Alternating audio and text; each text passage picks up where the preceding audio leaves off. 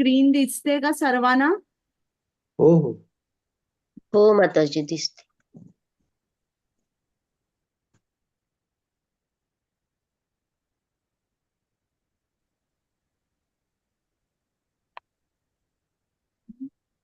आता 11वा श्लोक आहे आपला. मी मंगलाचरण म्हणते, मग आपण चालू करूया. हरे कृष्ण. हरे कृष्ण. ओम अज्ञानतिमिरान्धस्य ज्ञानाञ्जनशलाकया चक्षुरुन्मीलितं येन तस्मै श्रीगुरवे नमः. श्रीचैतन्यमनोभीष्टं स्थापितं येन भूतले स्वयं रूप गदामह्यं ददाति स्वपदान्तिकं. नम ओं विष्णुपादाय कृष्ण पृष्ठाय भूतले श्रीमते भक्ति वेदांत स्वामिन् इति नामिने. नमस्ते सारस्वते देवे गौरवाणी प्रचारिणे निर्विशेष शून्यवादी पाश्चातदेशतारिणे. हे कृष्णा करुणा सिंधु दीनबंधु जगत्पते गोपेश गोपिका कांत राधाकांत नमोस्तुते. तप्त कांचन गौरांगी राधे वृंदावनेश्वरी वृषभानुसुते देवी प्रणमामि हरिप्रिये. जय श्री कृष्ण चैतन्य प्रभु नित्यानंद श्री अद्वैत गदाधर श्रीवासादि गौर भक्तवृंद. हरे कृष्ण कृष्ण कृष्ण हरे हरे, हरे राम राम राम हरे हरे. चला आता चालू करूया 11वा श्लोक. बरं, 11वा श्लोक चालू करण्या अगोदर थोडस आता आपली जरा गॅप झाली ना, दिवाळी वगैरे झाली, तर त्याच्यामुळे जरासं आपण एक रिकॅप घेऊया. 10वा जो श्लोक आपण शिकलो त्यात काय काय आहे. बरं, तुम्ही सगळेजण येत नाहीयेत का? मला वाटतं काही इकडे 2-3 जणी आहेत त्या या उपदेशामृतच्या वर्गाला प्रथमच येत आहेत. तर इतकं जरी नाही समजलं तरी आता 11वा झाल्यानंतर आपण आता ईशोपनिषद चालू करू. तर तो नवीन सिलेबस आहे, मग तुम्हाला सगळं लक्षात येईल. तर आता आपण हे जे उपदेशामृत केलंय त्यात 11 श्लोक आहेत आणि जे 11 श्लोक आहेत ते आपल्याला प्रोग्रेसिव्हली प्रेम भक्ती या स्तरावर घेऊन जात आहे. तुम्हाला माहिती आहे ना की भक्तीच्या ज्या 9 पायऱ्या आहेत त्या कोणत्या कोणत्या आहेत? कोण सांगणार आहे? श्रवणम कीर्तनम का माताजी? नाही नाही, 9 पायऱ्या भक्तीच्या. ती नवविधा भक्ती झाली. मी भक्तीच्या पायऱ्या विचारते, म्हणजे शेवटची पायरी प्रेम भक्ती आहे.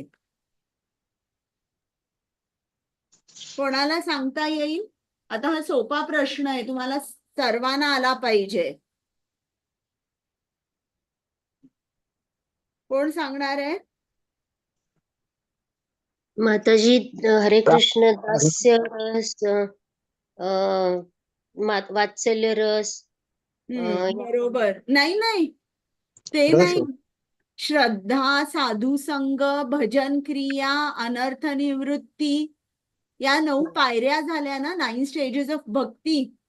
मी निष्ठा, सांगू आता. रुची, आसक्ती, भाव आणि प्रेम या 9 पायऱ्या झाल्या. आणि आपण बघितलं हे जे 11 श्लोक आहेत हे कसे यांची विभागणी झाली आहे. 1 ते 3 श्लोक श्रद्धेवर आहे. 4 ते 6 यामध्ये साधू संघाचं महत्व दिलंय. 7व्या श्लोकामध्ये आपण काय जाणलंय? भजन क्रिया, अनर्थ निवृत्ती, निष्ठा आणि रुची. 7व्या श्लोकात चॅन्टिंग बद्दल खूप शिला प्रभुपादांनी आपल्याला सांगितलंय. 8वा श्लोक आसक्तीवर आहे आणि 9 ते 11 हे भावभक्ती टू प्रेमभक्ती आहे आणि 11वा श्लोक मध्ये तर पूर्ण प्रेमभक्ती आहे. आणि 10वा श्लोक आपण शिकलो तर त्यात आपण प्रोग्रेसिव्ह जे भक्त आहेत त्यांचं जे प्रोग्रेशन आहे ते कसं आहे ते आपण बघितलं. म्हणजे जे विकर्मी आहेत ते एकदम तळाला आहेत, म्हणजे ते भक्तच नाही आहेत. त्याच्यापेक्षा वर जे आहेत ते कर्मी आहेत. मग कर्मी जे आहेत ते कृष्ण भक्त का आहेत? कारण जरी त्यांना फळाची इच्छा असेल तरी देखील ते वेदांमध्ये जे जे काय लिहिलेलं आहे त्याचं पालन करतात. भलं समजा जरी त्यांना खूप अमर्याद इंद्रिय तृप्ती पाहिजे, मग त्यांनी वाचलेलं असतं की स्वर्गामध्ये गेल्यावर तुम्हाला लाखो वर्षांचा उपभोग मिळू शकतो. मग ते काय करतात, वेदांमध्ये जसं दिलंय की कुठले होम करायचे असतात आणि काय करायचं असतं त्याप्रमाणे ते करतात, होम हवन करतात आणि मग त्यांना स्वर्गीय उच्च ग्रहांवर किंवा स्वर्गामध्ये ते जाऊ शकतात. तर अशा तऱ्हेने कर्मी असतात. कर्मीपेक्षा वर कोण असतात? ज्ञानी. ज्ञानी असतात. ज्ञानी पेक्षा वर कोण असतात? भक्त असतात. भक्तांमध्ये श्रेष्ठ कोण आहेत? गोपी आहेत. आणि गोपींमध्ये सर्वात श्रेष्ठ सर्वोच्च पदावर कोण आहे सांगा बरं मला. राधाराणी. बरोबर, राधाराणी. राधा राणी आहे. तर आता आपण 10व्या श्लोकामध्ये 9व्या श्लोकामध्ये थोडस राधा कुंडावर बोललेलो आहे. ते लक्षात आहे का तुमच्या? हो हो हो राधा माताजी. कुंड आपण बघितलं ना. हो हो. कुठलं आध्यात्मिक स्थान सर्वात उच्च आहे? मग आपण चालू केलं मथुरा, वैकुंठ, मथुरा असं आपण बघितलं ना, विविध आध्यात्मिक स्थान. हो माताजी. त्या सर्व आध्यात्मिक स्थानांमध्ये राधा कुंड हे सर्वात सर्वश्रेष्ठ स्थान आहे. तर आता हा श्लोक जो आहे 11वा मी वाचते श्लोक. की इतर तुमच्यापैकी श्लोक कोणाला म्हणायचा आहे का? मी प्रयत्न करू का माताजी? करा ना. श्लोक 11वा. कृष्णस्य उच्च प्रणय वसति प्रेयसीभ्य अपि राधा कुंडम च अस्या मुनिभिः अमित ताद्वक एव व्यधाहि यत प्रेष्ठे अपि अलम असुलभम किं पुनः भक्तिभाजम तत्प्रेम इदम सकृत अपि सरस्नातु अविष्करोति. हरे कृष्ण. आता मी म्हणते. कृष्णस्योच्चै प्रणय वसति प्रेयसीभ्योऽपि राधा कुंडं चास्या मुनिभिरभितः सादक एव व्याधायि यत् प्रेष्ठैरम्प्य यत् एक मिनिट यत् प्रेष्ठैरप्य अपि अलम असुलभम किं पुनर्भक्ति भाजां तत्प्रेमेदं सकृदपि सर स्नानुताराविष्करोति. आता अनुवाद कोणाला वाचायचा आहे? कोण हरे वाचू? कृष्ण. मी वाचू माताजी? हा माताजी वाचा. भाषांतर. आनंद प्रदान करणाऱ्या अनेक वस्तूंमध्ये आणि व्रजभूमीतील सर्व प्रिय गोपिकांमध्ये श्रीमती राधाराणी श्रीकृष्णांच्या प्रेमाचा सर्वात मौल्यवान विषय आहे आणि महामुनींनी वर्णन केल्याप्रमाणे तिचे दिव्य कुंड प्रत्येक बाबतीत श्रीकृष्णांना तितकेच प्रिय आहे. निसंदेह महान भक्तांसाठी ही राधाकुंड अतिशय दुर्लभ आहे. मग सामान्य भक्तांना त्याची प्राप्ती करणे त्याहूनही कठीण आहे. जर या पवित्र जलाशयात कोणी एकदा जरी स्नान केले तरी त्याच्या ठायी शुद्ध कृष्णप्रेम पूर्णपणे जागृत होते. तात्पर्य, राधाकुंड इतके श्रेष्ठ का आहे हे नाही नाही, कोणी हरे कृष्ण, आता इतकं वाचायचंय. मग मी बर जरा हे एक्सप्लेन करते आणि मग वाचन आपलं पुढच्या जेव्हा आपण घेऊ गुरुवारी तेव्हा वाचन असणार आहे. तर बर आता या 11व्या श्लोकामध्ये त्यांनी सांगितलंय की राधाकुंड हे सर्वात श्रेष्ठ आध्यात्मिक स्थान आहे.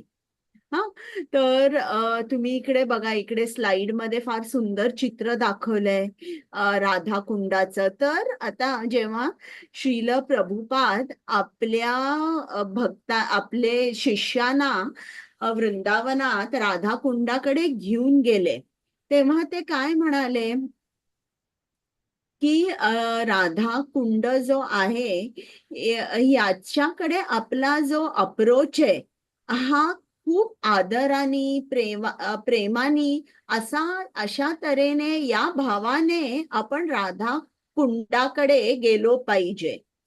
असं नाही की इकडे आता म्हटलेलं आहे ना या श्लोकामध्ये की बाबा राधाकुंडा मध्ये जरी एकदा जरी स्नान केले तरी मग आपल्याला शुद्ध कृष्ण प्रेम आपल्यामध्ये जागृत होतं, एकदा जरी स्नान केलं तरी. तर याचा जरा खोल अर्थ आपण जाणला पाहिजे. आता स्नान करणं, आता जेव्हा प्रभुपाद शिष्यांना घेऊन गेले होते तेव्हा काही शिष्य हे त्या पाण्यात उतरले आणि ते कुंड मोठा असल्यामुळे तिकडे पोहायला लागले. तर हे श्रील प्रभुपादाने अप्रूव्ह केलं नाही की हे चुकीचं आहे. प्रभुपाद काय म्हणाले, अतिशय आदर भावनेने, प्रेम भावनेने आपण राधा कुंडाकडे गेलो पाहिजे. आणि राधा कुंड हे सर्वात उच्च आध्यात्मिक स्थान आहे. त्याच्यामुळे आपण राधा कुंडाला आपले पाय लावले नाही पाहिजेत. मग जर इकडे म्हटलंय स्नान करा, तर मग आपल्याला श्रील प्रभुपादांनी काय सांगितलंय की तुम्ही तुमच्या ओंजळीत थोडंसं पाणी घ्या. म्हणजे खरं म्हटलं तर ते म्हणाले की just simply take a few drops of water, म्हणजे ओंजळी भरून पण नाही. हा, आणि हे आपल्या डोक्यावर तुम्ही शिंपडा. श्रील प्रभुपाद जेव्हा वृंदावनात गेले होते, यमुने तीरावर गेले, तेव्हा देखील त्यांनी असंच केलं. थोडंसं पाणी आपल्या ओंजळीत घेतलं आणि आपल्या डोक्यावर त्यांनी 3 वेळेला ते पाणी शिंपडलं. म्हणजे इकडे काय झालं की आपण यमुनेला आदराने आणि प्रेमाने आपण अप्रोच झालो. आपण यमुनेला आपला पाय लावला का? नाही. आपण ओंजळीमध्ये यमुनेचं जल स्वीकारलं आणि स्नान पण केलं. म्हणजे 3 वेळेला जेव्हा आपण डोक्यावर आपल्या पाणी घातलं, म्हणजे दोन्ही गोष्टी झाल्या. आपण आदरभाव सुद्धा दाखवला आणि स्नान पण घेतलं.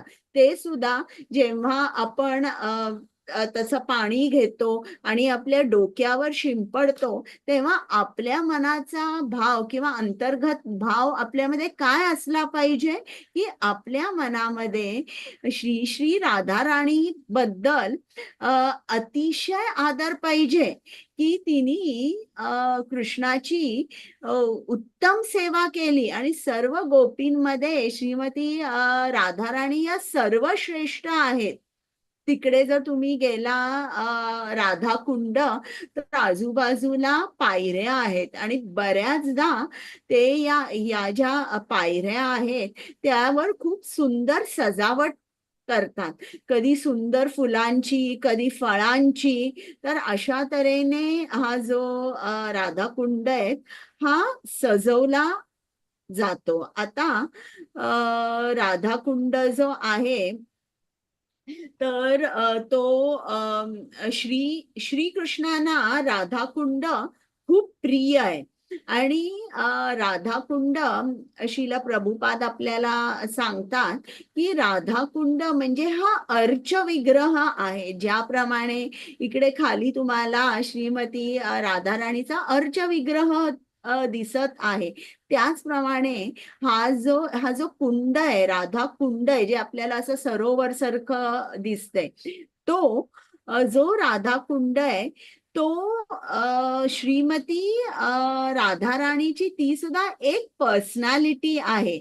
आणि ती कशी आहे ते मी तुम्हाला सांगते. चैतन्य चरितामृतामध्ये चैतन्य महाप्रभू एकदा रामानंद रायांना सांगत होते की श्रीमती राधाराणी दिवसातून 3 वेळेला स्नान करतात आणि 3 वेगवेगळ्या जलाने ते स्नान करतात.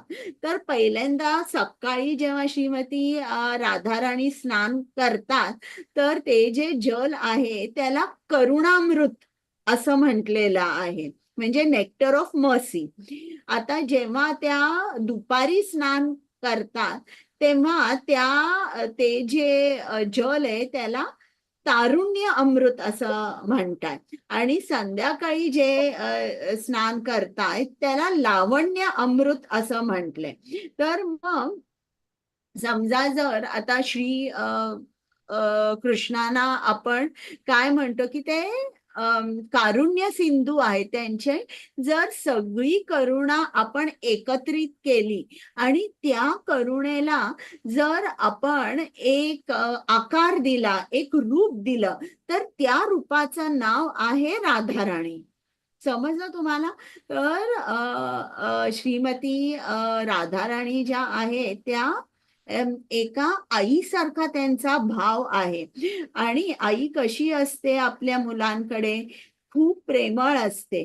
मुलं जरी आईला ओरडली किंवा जरी मुलांनी काही चूक केली तरी देखील आई त्यांच्या मुलांच्या अपराधांचा स्वीकार करते. तर आता श्रीमती राधाराणी या आपण म्हणूया जी करुणा आहे त्या करुणेचं जे पर्सॉनिफिकेशन आहे, म्हणजे त्यांच्यामध्ये करुणा ओतप्रोत आहे, पूर्ण तऱ्हेने करुणेचंच त्यांचं रूप आहे. आणि आपण जर त्यांच्याकडे कुठलीही मागणी करायला जर गेलो तर ती मागणी आपली त्वरित मान्य करतात. तर श्रील प्रभुपाद म्हणतात की आपल्याला जर कृष्णाकडे जायचं असेल तर आपण राधाराणीच्या थ्रू कृष्णाकडे जायचं आहे. राधाराणींकडे प्रार्थना करायची आहे की माझ्याबद्दल तुम्ही कृष्णाकडे बोला. मी सुद्धा कृष्णाची भक्त आहे, पण तुम्ही जेव्हा माझ्याबद्दल कृष्णाकडे बोलाल तेव्हा श्री कृष्ण माझ्याकडे बघतील असं. तर आता राधाराणी जी आहे ही श्रीकृष्णांची सर्वोच्च भक्त आहे, सर्वश्रेष्ठ भक्त आहे. आणि त्यामुळे हा जो राधा कुंड आहे श्रीमती राधाराणींना जो अतिशय प्रिय आहे तो श्री कृष्णांना सुद्धा अतिशय प्रिय आहे. तर राधा कुंड सर्वात श्रेष्ठ का आहे याची एक एक कारण थोडी आपण बघूया. तर पहिलं कारण म्हणजे की राधाकुंड जो आहे तो कृष्णाचा सर्वात आवडता भक्त म्हणजे श्रीमती राधाराणी या भक्ताचा असल्यामुळे श्रीकृष्णांना देखील अतिशय प्रिय आहे. आता जे कॉमन माणसं असतात त्यांना काय वाटतं की राधा आणि कृष्ण यांच्यामधलं जे आकर्षण आहे ते एका भौतिक पुरुषामधलं आणि स्त्रीमधलं आकर्षण आहे. पण असं नाहीये. खरं म्हटलं तर श्रीमती राधाराणी आणि श्रीकृष्ण हे भिन्न नाहीयेत. भिन्न वेगवेगळे नाही आहेत, ते एकच आहेत. पण केवळ लीला करण्यासाठी त्यांनी आपल्याला दोन भागांमध्ये विभागलेला आहे. आणि श्रीकृष्णांना राधाराणी मध्ये सर्वात जास्त काय आवडतं, तर त्यांचा सेवाभाव. म्हणून त्यांचं एक नाव असं सुद्धा आहे, महाभाव स्वरूपिणी राधा ठकुराणी. तर त्यांच्यामध्ये सेवाभाव किंवा सर्व्हिस ॲटिट्यूड जो आहे तो एकदम 100% आहे. आणि त्या श्री कृष्णांची उत्तम तऱ्हेने सेवा करतात. आता आणि श्रीकृष्णांना आनंद देतात, श्रीकृष्णांना प्रसन्न ठेवतात. तर असंही म्हटलं जातं की राधाराणी आहे त्या गोविंदा आनंदिनी आहेत. समजा जर श्रीकृष्णाचा आनंद, या आनंदाचा जर आनंदाला तुम्ही रूप दिलं किंवा स्वरूप दिलं, तर ते स्वरूप म्हणजे काय, राधाराणी.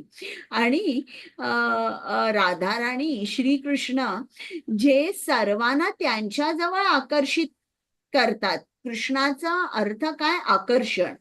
तर या श्रीमती राधाराणी केवळ भक्तिमय सेवा करून श्रीकृष्णांना त्यांच्याकडे आकर्षित करतात.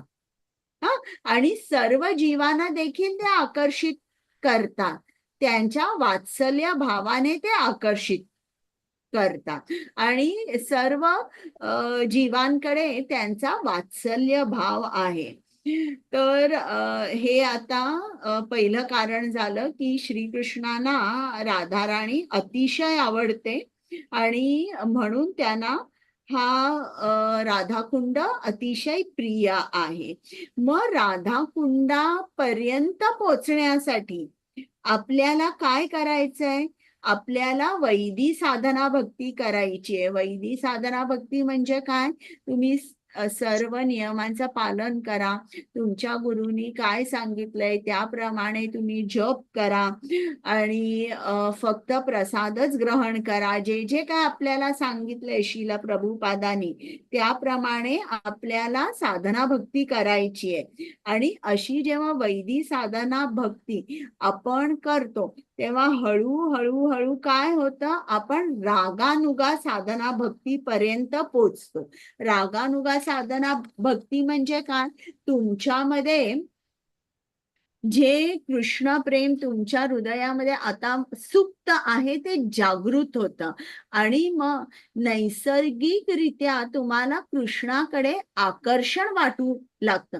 आता जप करताना तुम्ही जप जेव्हा करता तेव्हा जप करताना आपण आता फक्त शब्द म्हणतोय ना, हरे कृष्ण कृष्ण कृष्ण हरे हरे, हरे राम राम राम हरे हरे असं म्हणतोय. पण जेव्हा तुम्ही रागानुगा भक्तच्या लेवलवर पोचाल तेव्हा कसं होईल, हरे कृष्ण, हरे म्हणजे काय, आपण राणीला हरे हाक कृष्ण. मारतो. आणि का आपण हाक मारतोय, की मला श्रीकृष्णांची सेवा प्रदान कर. मग तेव्हा हे शब्द फक्त शब्द राहत नाहीत, हरे कृष्ण आपण जेन्युइनली त्या शब्दांचा अर्थ जाणून आपण सेवा मागतो की मला सेवा द्या, मला सेवा द्या, कृष्ण सेवा मला प्रदान करा. तर अशा तऱ्हेने आपला जो प्रोग्रेस आहे तो ग्रॅज्युअली होतो आणि मग आपण रागानुगा भक्तीच्या स्तरावर पोचल्यानंतर मग आपण राधाकुंडामध्ये जाऊ शकतो. आता इतकं सोपं आहे का की राधाकुंडामध्ये जा, तुम्ही स्नान करा आणि पवित्र व्हा, असं शास्त्रांमध्ये अशी बरीच विधाने आहेत ना, खूप स्टेटमेंट्स आहेत. गंगा ही किती पवित्र नदी आहे, तिकडे गेल्यावर तुम्ही स्नान घेतल्यावर तुमची सर्व पाप धुवून निघतात, आहेत की नाही, सांगा बरं मला. हो माताजी. आणि तुम्हाला काय वाटतं किंवा तुमचा काय अनुभव आहे की असं केल्यावर खरंच माणूस पवित्र होतो का, किंवा त्याची सगळी पाप धुवून निघतात का? तुम्हाला काय वाटतं सांगा बरं मला. माताजी, मला वाटतं की आपण बाह्य रूपाने स्वच्छ होऊ गंगेत गेलो होतो, पण जेव्हा आपण अंतर्मनाने स्वच्छ होऊ त्यावेळेच आपले विचार शुद्ध होतील, स्वच्छ होतील, तेव्हाच आपण स्वच्छ होऊ, असं पवित्र होऊ असं मला वाटतं माताजी. बरं, आणि त्या इतरांना पाण्यामधून जर वाटतंय, हा, पण इकडे पाण्यामधून शास्त्रात जर तर लिहिलंय ना, केवळ एकच स्नान केल्याने. इकडे काय लिहिलंय, जर या पवित्र जलाशयात कोणी एकदा जरी स्नान केले तरी त्याच्या ठायी शुद्ध कृष्ण प्रेम पूर्णपणे जागृत होते. म्हणजे असं आहे का की आपण ट्रेन घ्यायची, वृंदावनात जायचं, किंवा दिल्लीपर्यंत फ्लाईट घ्यायची, तिकडनं वृंदावनात जायचं, राधाकुंडामध्ये स्नान घ्यायचं आणि म्हणायचं चला आता मी शास्त्रात लिहिल्याप्रमाणे केलेलं आहे, आता कृष्ण प्रेम माझ्यामध्ये जागृत झालंय. हा, तर हे जे आहे ना, याचा खूप खोलवर अर्थ आहे. तर एकदा श्रीपाद रामानुजाचार्य त्यांचं जेवण झालं होतं आणि त्यांचा जो उरलेलं शेष जे काय शीत असेल, भात असेल किंवा थोडीशी भाजी असेल, तर त्यांनी जवळ एक सरोवर होतं, त्या सरोवरात जाऊन त्यांनी आपले हात पाण्याने धुतले आणि आपली प्लेट धुतली आणि तिकडे काही मासे आले आणि हे जे मासे होते त्यांनी जे भाताचे कण होते किंवा काही भाजी थोडी होती तर ती लगेच त्यांनी खाल्ली आणि तो अर्थात महाप्रसाद होता. रामानुजाचार्य म्हणजे केवढे मोठे नारायणाचे भक्त होते. हा, तर त्या मास्यानी तो महाप्रसाद खाल्ला आणि इमिजिएटली त्यांना त्यांचं जे रूपांतर आहे ते चतुर्भुज विष्णूच्या पार्षदांमध्ये त्यांचं रूपांतर झालं. म्हणजे त्यांना 400 विष्णू फॉर्म मिळाला आणि ते वैकुंठात गेले आणि तिकडे जवळच रामानुजाचे जे शिष्य होते ते उभे होते आणि एकदम शॉक मध्ये की हे जे मासे आहे यांनी महाप्रसादाचा थोडासा भाग ग्रहण केला आणि ते वैकुंठात गेले. वैकुंठात गेले, त्यांना सुंदर विष्णू सारखंच रूप मिळालं, चतुर्भुज रूप मिळालं आणि आम्ही मात्र रोज आमच्या गुरूंच्या आदेशांचं पालन करतोय, त्यांचे इन्स्ट्रक्शन्स घेतोय, रोज आम्ही सुद्धा महाप्रसाद घेतोय, पण आम्हाला झालं काय, काहीच नाही. आम्ही अजूनही इकडेच आहोत भूतलावर, आम्ही वैकुंठात पोचलो नाही. मग हे जे मासे आहेत या माशांना चतुर्भुज विष्णुरूप कसा मिळाला, ते वैकुंठात कसे गेले?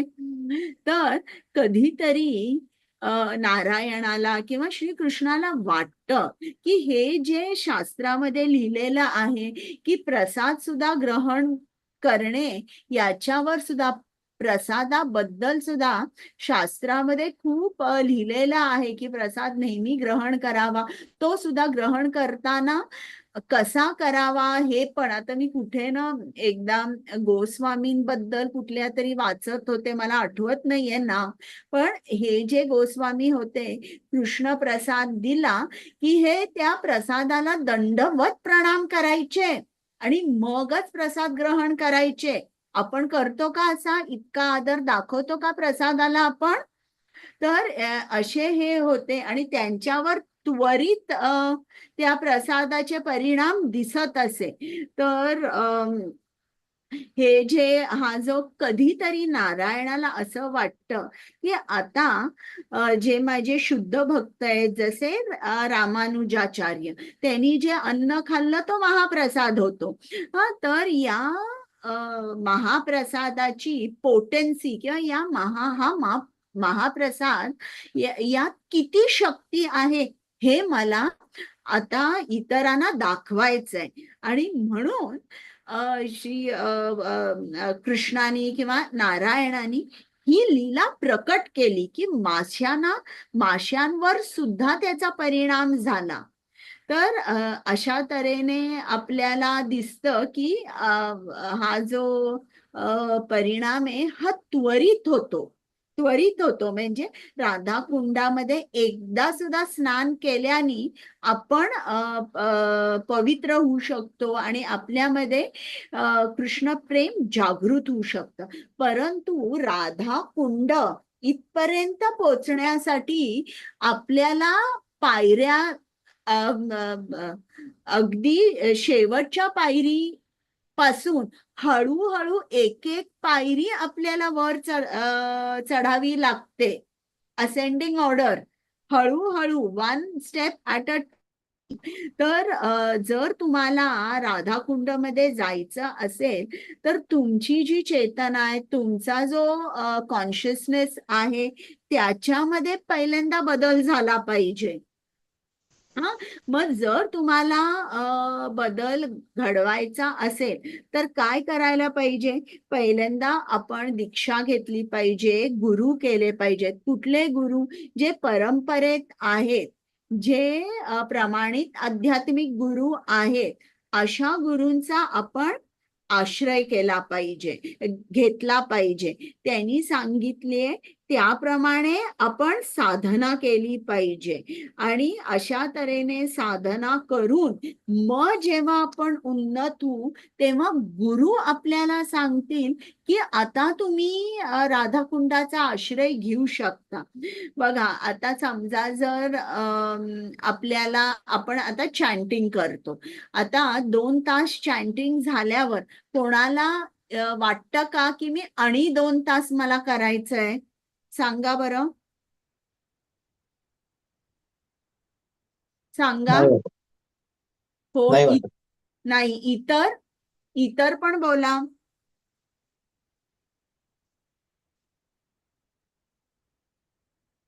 बोला. म्हणजे इतका वेळ पण थोडा कठीण जातो माताजी करायला आणि वेळ वाटत पण पण नाही. जातो आणि आपलं वेळ नाही राहत. इतका फोकस हा, नसतो. वेळ मिळत नाही एवढा. तर ही आपली स्थिती आहे. आणि समजा जर मी तुम्हाला सांगितलं ना, नंदा माताजी, मी 24 तास तुम्हाला देते, मी घरी येऊन तुमची सगळी कामं करते, तरी पण असं वाटेल ओ का? माय गॉड. असं समजा. नाही, तेवढं मन लागत नाही. एवढं नाही लागत. तर आपल्याला समजलं पाहिजे अजून की आपण कुठे आहोत, हे पहिला आपला ऍक्सेप्टन्स असला पाहिजे. आणि भक्ती सिद्धांत सरस्वती ठाकूर म्हणतात की श्री श्री राधाकुंड आहे हा अशा भक्तांसाठी आहे की ज्यांना भक्तिमय सेवेमध्ये किंवा भक्तीमध्ये ज्यांना खूप उन्नत व्हायचं आहे, अशा भक्तांसाठी हा राधाकुंड आहे की जिकडे अष्टकालिया लीला ही सदैव चालू आहे. अष्ट म्हणजे 8, काली म्हणजे काल म्हणजे वेळ, तर म्हणजे 8ही प्रहर, एका दिवसामध्ये 8 प्रहर असतात. तर या 8ही प्रहरी तिकडे श्रीमती राधाराणी, तिच्या सख्या आणि कृष्ण यांची लीला चालू आहे, अजूनही चालू आहे. आणि हा जो सब्जेक्ट मॅटर आहे हा आपल्यासाठी नाहीये, कारण अजून आपण वैदिक साधना भक्ती करतोय, त्यामध्ये सुद्धा आपण प्रगत नाहीये. तर हा जो सब्जेक्ट मॅटर आहे तो रागानुगा भक्तांसाठी आहे की ज्यांची अगदी खूप ऍडव्हान्स स्टेज आहे भक्तीमध्ये, जे खूप प्रगत झालेले आहेत. त्याच्यामुळे आपल्याला त्यांना अजून आपण ते तसे वागतात म्हणून आपण त्यांच्याप्रमाणे वागू शकत नाही. त्यांच्याप्रमाणे वागायचा प्रयत्न आपण केला तर तो मिथ्याचार होईल. तर ते आपल्याला लक्षात ठेवलं पाहिजे की आपण कुठल्या लेवलवर आहोत. आणि राधाकुंड हा जो स्नान कोण करू शकतं तिकडे जाऊन? जे शुद्ध भक्त आहेत, रागानुगा स्तरावर आहे, त्यांच्यासाठी हा राधाकुंड आहे. तर म्हणून असं आपल्याला इकडे आपण वाचलंय की राधाकुंडामध्ये स्नान घेतल्यावर कृष्ण प्रेम जागृत होतं. पण लक्षात ठेवा, हे सोपं नाहीये. सोपं नाही म्हणजे आपल्यासाठी हे इम्पॉसिबल आहे. आपल्याला काय केलं पाहिजे, जेव्हा आपले आध्यात्मिक गुरु आपली साधना बघून प्रसन्न होतील आणि आपल्याला सांगतील की तू आता राधाकुंड या स्थानी काही दिवस राहा, तिकडे साधना कर, तेव्हाच आपण जाऊ शकू. आत्ता जर आपण गेलो तर ते कसं होईल, एखादा दुसरीतला मुलगा समजा जर 12वीच्या मॅथ्सच्या पेपरला बसला तर त्याला काही येईल का? काही येणार नाही. आपलंही तसं होईल, आपण जाऊ पण काही कृष्णप्रेम आपल्यामध्ये जागृत होणार नाही. मग आपल्याला काय केलं पाहिजे, आपल्या स्टेजला आपण चॅन्टिंग केलं पाहिजे, जे प्रगत भक्त आहे त्यांचा संग ठेवला पाहिजे, वैष्णवांकडून, थोर वैष्णवांकडून कृष्ण कथा ऐकली पाहिजे, भजन संकीर्तन याच्यामध्ये भाग घेतला पाहिजे, रोज सकाळी उठून मंगल आरती अटेंड केली पाहिजे. असं करून हळूहळू आपण आपला जो प्रोग्रेस आहे, उन्नती आहे, ती साधली पाहिजे. आणि मग जेव्हा हळूहळू आपल्या असं करून जेव्हा चित्त शुद्ध होईल तेव्हा योग्य वेळेला आपल्याला सुद्धा आपले गुरु आदेश करतील की तुम्ही आता राधाकुंड आहे तिकडे जा. तर परत लक्षात ठेवा की जेव्हा तुम्ही राधाकुंड मध्ये जाल तेव्हा अतिशय आदर आणि प्रेम भावनेने आपण अप्रोच झालो पाहिजे आणि 3 थेंब तुम्ही ओंजळीत घ्या आणि राधा राणीची स्तुती करता करता ते 3 थेंब तुमच्या डोक्यावर घ्या. तर अशा तऱ्हेने इकडे त्यांनी सांगितलंय की श्रील प्रभुपाद आणि भक्ती सिद्धांत सरस्वतीने आपल्याला सावधान पण केलंय. त्यांनी सांगितलंय की असं हे जे हा जो राधाकुंड आहे त्याची जी स्तुती आहे ती अनेक ग्रंथांमध्ये आलेली आहे आणि लोक काय करतात ते वाचतात आणि तिकडे राहायला जातात. तर तिकडे खूप बाबाजी तिकडे गेले होते, पण ते कसे होते, ते मिथ्याचारी होते. तिकडे जाऊन त्यांनी वैष्णव सदाचार तर पाळलाच नाही, उलटे ते स्मोकिंग करत होते, व्यभिचार करत होते आणि अशा तऱ्हेने ते एकदम त्यांची अधोगती झाली, डिग्रेड झाले. आणि मग श्रील प्रभुपाद म्हणाले अशी जी लोक आहेत ती पुढच्या जन्मामध्ये माकड, कुत्रे, डुकर अशी होतात वृंदावनातच आणि मग तिकडे काही जन्म राहून मग हळूहळू ते शुद्ध होतात. तर अशा तऱ्हेने श्रील भक्ती सिद्धांत सरस्वतीने तर सावधान केलेलं आहे. त्यांनी सांगितलंय independently no one should go and live in Radhakund.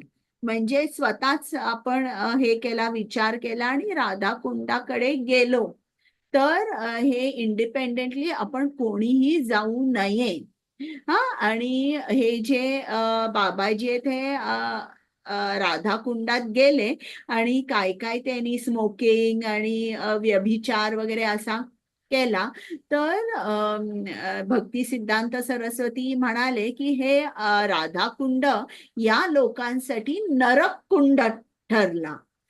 तर अशा तऱ्हेने खूप आदराने आपण राधाकुंडाकडे अप्रोच झालो पाहिजे. नुसतं वाचलं आपण काही आणि उठून गेलो हे चुकीचं आहे. आता इकडे परत भक्ती सिद्धांत सरस्वती असं म्हणतात की जे कृष्ण भावनेच्या परिपक्व अवस्थेमध्ये असतात, म्हणजे जे 120 माळा रोज करतात त्यांना तो अधिकार आहे की किंवा जे गोवर्धन परिक्रमा करतायत. डीप रिअलायझेशन ज्यांना कृष्ण भावनेचा आहे त्यांच्यासाठी राधा कुंड आहे, इतरांसाठी नाही. इतरांनी ओळखावं की मी कुठे आहे आणि त्याप्रमाणे हळूहळू पावलं उचलावी असं.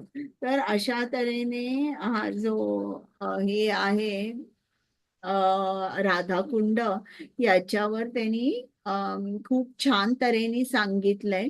आपल्याला श्रील प्रभुपाद काय सांगतायत की आपल्याला आत्ता काय आहे ते म्हणतायत, सर्व्हिस नाव समाधी लेटर. म्हणजे तुम्ही आता तुमच्या सेवेवर, तुमच्या चॅन्टिंगवर लक्ष द्या. समाधी म्हणजे प्रेमभाव किंवा राधाकुंड ते नंतर. म्हणजे आपल्याला अगदी लक्षात राहिलं पाहिजे की खूप आदराने आपण राधा कुंडाला नमस्कार केला पाहिजे. थोडस जल, 3 थेंब जल आपल्या हातावर घेतलं पाहिजे.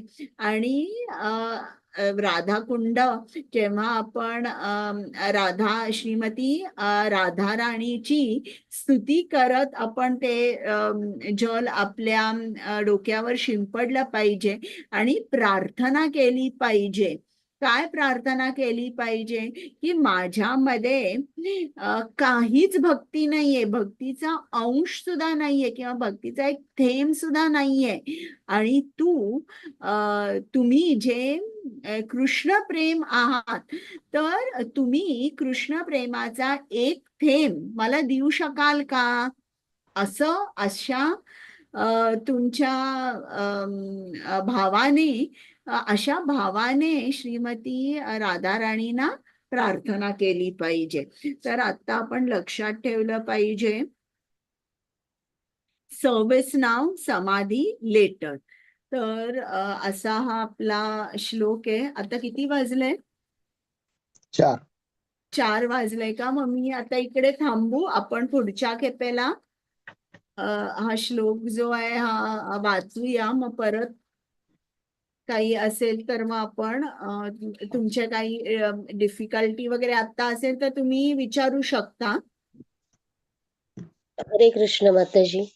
हरे कृष्ण. जसं आता तुम्ही सांगितलं की आपण जर पवित्र कुंड किंवा नदीवर गेल्यावर डोक्यावर, तसंच आपण एरवी गेल्यावर पण गंगेला किंवा कुठं गेलो तर तसंच करायचं असतं का?